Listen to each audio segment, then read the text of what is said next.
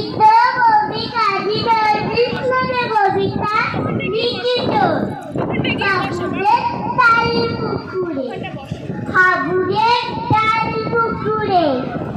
দেখি বাস করলে তারা, বলে থাক একটু দাঁড়া, পুকুরে ওই গাছে না, বিচুর এক গাছ আছে না, খোঁতা না আসতে গিয়ে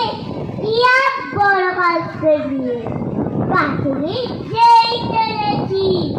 ছোট এক ডাল লড়েছি, ও বাবা